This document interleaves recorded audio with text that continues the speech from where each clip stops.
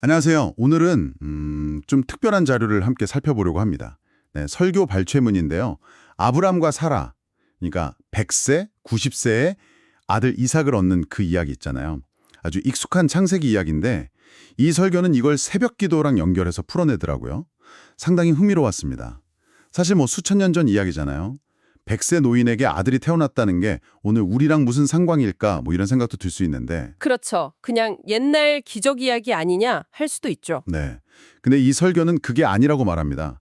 이게 그냥 기적이 아니라 하나님의 그 신실하심, 그리고 그 약속 앞에서 우리가 보이는 아주 솔직한 반응들 있잖아요. 믿음도 있지만 의심도 하고 심지어는 좀 비웃기까지 하는? 네, 맞아요. 그 비웃음이요. 네, 그 비웃음. 그게 결국에는 진짜 웃음, 그러니까 기쁨으로 회복되는 과정을 보여준다는 거죠. 그래서 오늘 이 설교를 좀 깊이 들여다보면서 아브라함과 사라의 이 경험이 어쩌면 여러분의 삶, 또 여러분의 기도와 어떻게 연결될 수 있을지 한번 같이 생각해 보면 좋겠습니다. 자, 설교는 우선 창세기 전체의 큰 그림부터 그리더라고요. 하나님이 완벽하게 창조하셨는데 아시다시피 인간이 불순종해서 죄가 들어오고 네, 창세기 3장이죠. 그렇죠. 그리고 그 죄가 점점 퍼져서 세상이 어두워지는 뭐 노아 홍수도 있었고 특히 창세기 11장의 그 바벨탑 사건 인간의 교만이 하늘을 찌르고 결국 하나님이 흩어버리시는 아주 절망적인 상황이죠. 소망이 없어 보이는. 네. 바로 그런 암울한 배경 속에서 갑자기 하나님이 딱 한 사람을 부르시는 장면으로 넘어갑니다.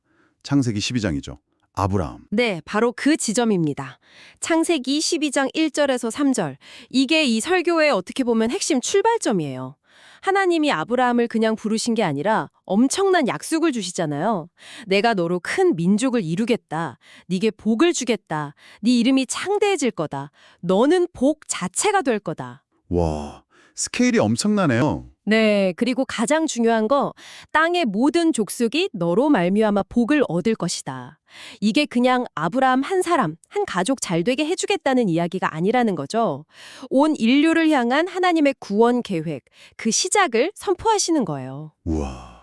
그리고 이 거대한 계획이 이루어지려면 첫 단추가 필요하잖아요. 네. 그게 바로 아브라함에게 후손이 생기는 거였죠. 약속의 자녀요. 근데 여기서부터 이제 현실적인 문제가 딱 생기는 거죠. 맞습니다.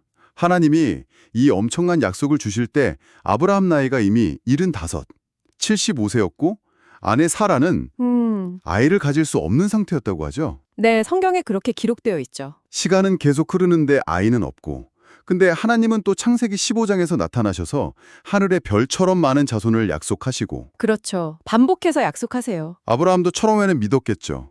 그런데 이게 뭐 1년, 2년이 아니라 계속 시간이 가니까 점점 마음이 조급해지고 인간적인 생각이 들기 시작하는 거죠. 설교가 이 부분을 아주 예리하게 짚어내더라고요. 네, 그렇습니다. 아브라함이 아주 현실적인 대안, 합리적인 대안을 고민하기 시작해요. 설교에서도 그 부분을 인용하는데 창세기 15장에 보면 아브라함이 하나님께 직접 말하잖아요. 주 여호와여 저한테 뭘 주시렵니까? 저는 자식이 없는데 제 상속자는 저 다메섹 사람 엘리에셀입니다. 아, 자기 종을 후계자로 삼겠다는 거군요. 네, 그 당시 문화에서는 자식이 없으면 그럴 수 있었거든요. 가장 믿을 만한 종에게 재산을 물려주는 거죠. 아주 상식적인 생각이었어요. 하나님은 뭐라고 하시나요? 하나님은 단호하게 말씀하시죠. 아니다. 그 사람이 내 상속자 아니다.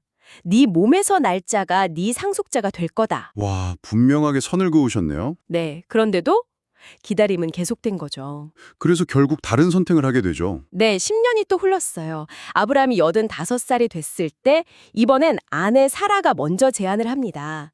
자기 여정 하갈을 통해서라도 후사를 보시라고. 창세기 16장이죠. 아, 사라의 마음도 오죽했을까 싶네요. 그렇죠. 아브라함이 그 제안을 받아들여서 하갈에게서 아들 이스마엘을 낳게 됩니다.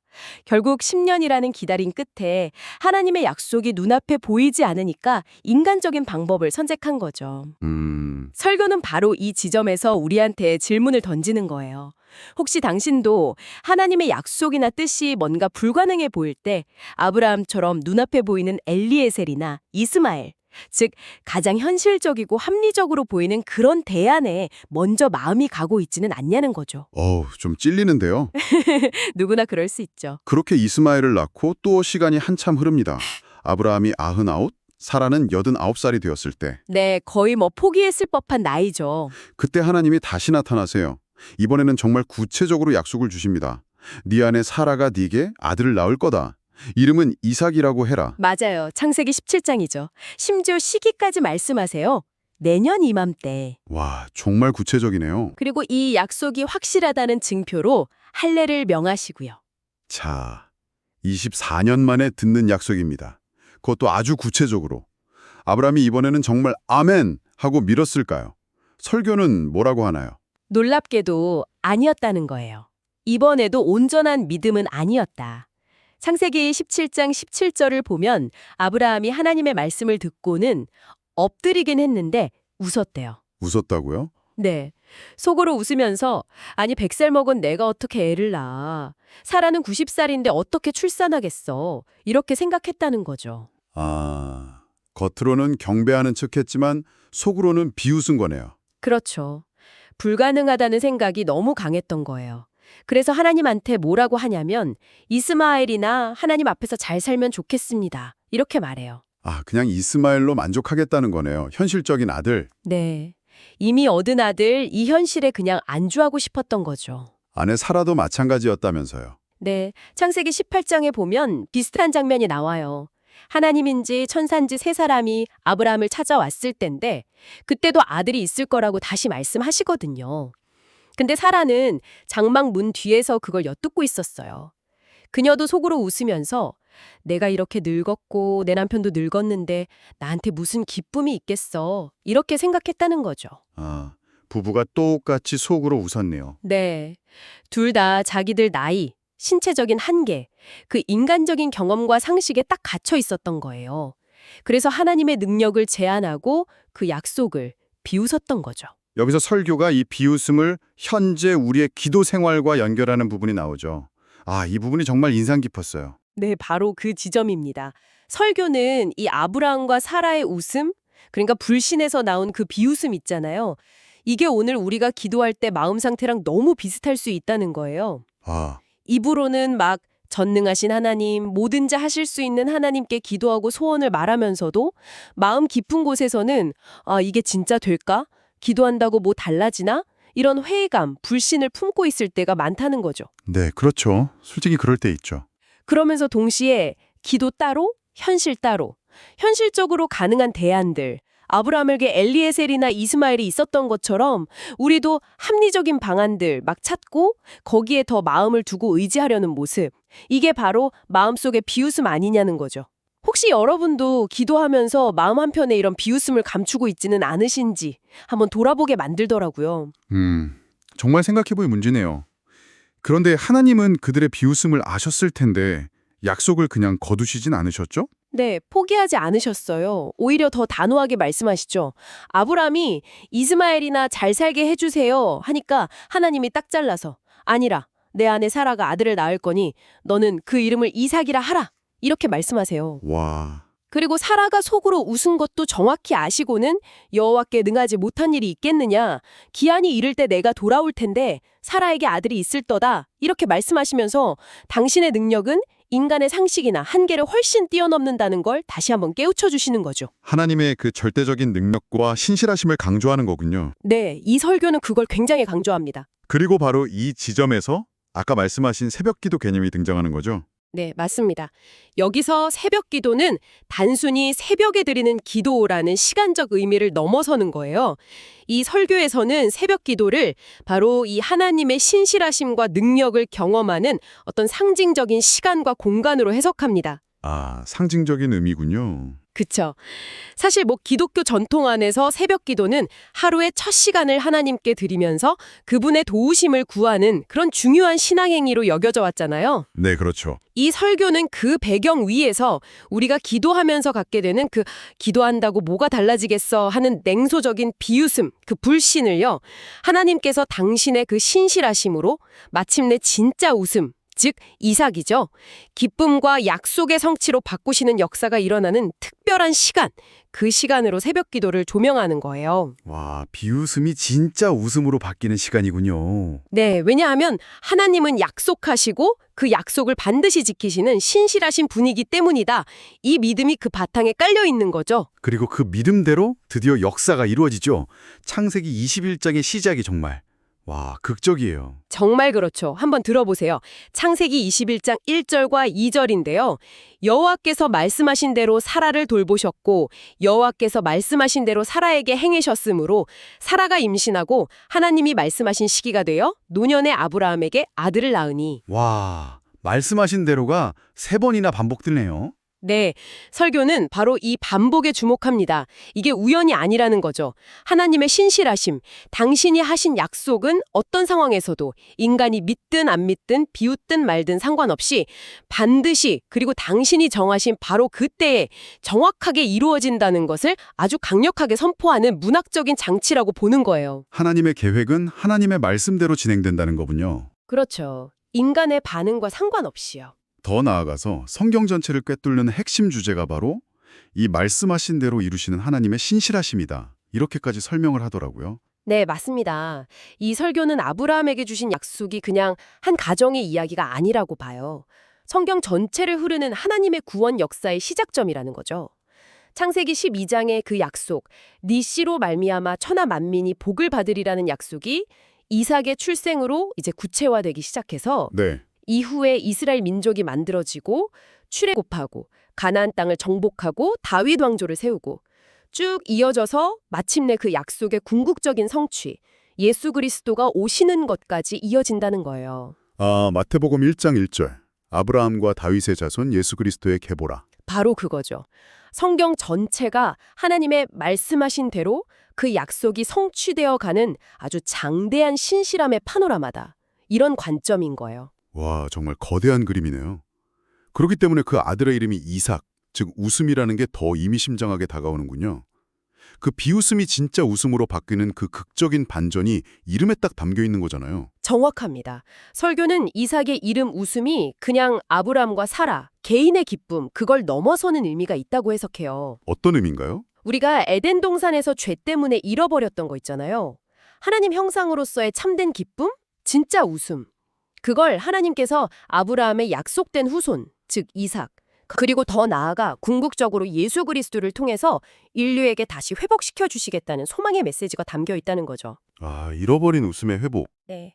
인간은 불신하고 비웃었지만 신실하신 하나님은 결국 모든 것을 합력해서 선을 이루시고 마침내 우리에게 참된 웃음을 되찾아 주시는 분이다. 이것이 복음의 핵심인데 이삭이라는 이름이 그걸 보여준다는 해석입니다. 와, 깊은 의미가 있네요. 그런데 여기서 설교가 또 한 가지 중요한 점을 딱 짚고 넘어가죠. 놓치지 않더라고요. 아브라함이 99세에 약속 듣고 속으로 웃었잖아요. 비웃었잖아요. 근데 그 직후에 보인 행동이 있다는 거죠.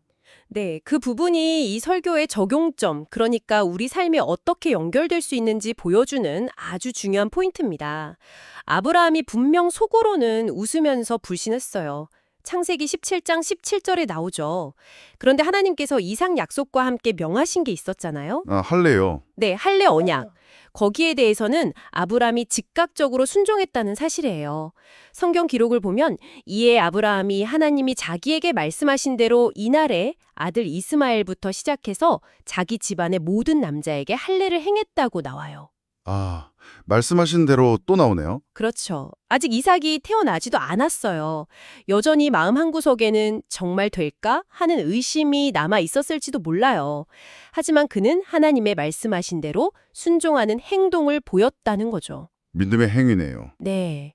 약속의 성취를 눈으로 보기 전에 그 약속을 믿음으로 받아들인다는 외적인 증거를 보인 거예요. 설교는 바로 이 아브라함의 순종을 오늘 우리의 새벽 기도와 연결하면서 우리를 격려하는 거죠. 그렇습니다. 바로 이 지점을 강조하면서 우리의 기도 생활, 특히 새벽 기도에 적용하는 거예요. 때로는 우리 마음에도 아브라함처럼 의심이 찾아올 수 있다는 거죠. 사라처럼 현실적인 한계 앞에서 비웃음이 나올 수도 있고요. 그렇죠. 없을 순 없죠. 기도하면서도 정말 될까 하는 불신이 스물스물 올라오고 자꾸 인간적인 대안, 합리적인 방법 찾고 싶은 유혹도 느낄 수 있고요. 하지만 그럼에도 불구하고 이에 아브라함이 하나님이 자기에게 말씀하신 대로 행하였더라는 이 말씀처럼 다시금 기도의 자리로 나아가는 그 순종의 행위 자체, 그게 중요하다는 거예요. 아, 완벽한 믿음이 아니더라도요? 네. 완벽한 믿음이 아니더라도 하나님의 신실하심을 붙들고 다시 무릎 꿇는 그 행위, 그것 자체가 살아있는 믿음의 표현이고 하나님께서 우리의 그 연약한 믿음, 심지어 비웃음까지도 진짜 웃음으로 바꾸시는 통로가 된다는 메시지입니다. 결국 이 설교가 우리에게 주는 핵심 메시지는 이거네요. 상황이 아무리 불가능해 보여도 내 안에 아무리 의심과 비웃음이 가득해도 하나님은 말씀하신 대로 일하시는 신실하신 분이라는 그 사실을 붙들라. 맞습니다. 그리고 새벽 기도는 바로 그 신실하신 하나님을 만나는 시간이고 우리의 불신이 믿음으로, 우리의 비웃음이 감사와 기쁨의 웃음으로 변화되는 경험을 하는 소중한 기회가 될 수 있다. 뭐 이런 거군요. 네, 정확하게 정리해 주셨네요. 설교의 핵심 너겟을 3가지 정도로 요약해 볼 수 있을 것 같아요. 첫째는 내 안의 그 인간적인 합리성, 경험에 기댄 의심이 어쩌면 하나님의 약속 앞에서는 비웃음일 수 있다는 걸 돌아보게 하고요. 네. 둘째는 그럼에도 불구하고 순종하는 행위. 아브라함의 할례처럼 우리의 기도가 믿음의 중요한 표현이라는 걸 강조하고요. 행동하는 믿음. 그렇죠. 그리고 셋째, 가장 중요한 건데 이 모든 과정 속에서 결국 말씀하신 대로 그리고 말씀하신 시기에 당신의 약속을 성취하심으로써 우리의 비웃음을 진짜 웃음으로 바꾸시는 그 하나님의 신실하심, 이게 가장 중요하다는 걸 역설하는 거죠. 네. 어떤 상징적인 믿음의 여정으로 제시되는 거고요. 오늘 아브라함과 사라의 이야기를 통해서 하나님의 신실하심, 또 우리의 믿음, 그리고 기도의 의미까지 새롭게 조명해 봤습니다.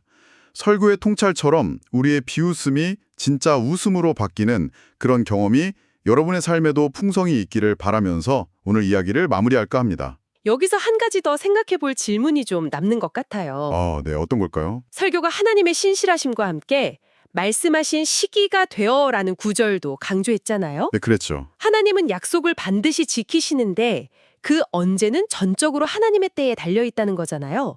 아브라함은 첫 약속받고 25년이나 기다렸어요. 엄청 긴 시간이죠. 25년, 와. 오늘날처럼 뭐든지 빠르고 즉각적인 결과를 원하는 시대에 이렇게 더디게 느껴질 수 있는 하나님의 때를 신뢰하고 기다린다는 거. 이게 우리한테는 어떤 의미일까 좀 고민해 볼 필요가 있을 것 같아요. 기다림의 신앙이네요. 네. 눈에 보이는 합리적인 해결책을 막 갈망하는 우리의 조급함, 그리고 보이지 않는 약속을 붙들고 인내해야 하는 이 신앙 사이에 그 긴장감 있잖아요. 이걸 우리가 어떻게 받아들이고 살아가야 할까? 이 질문을 좀 마음에 품고 각자의 자리에서 더 깊이 고민해 보는 것도 의미 있지 않을까 싶습니다.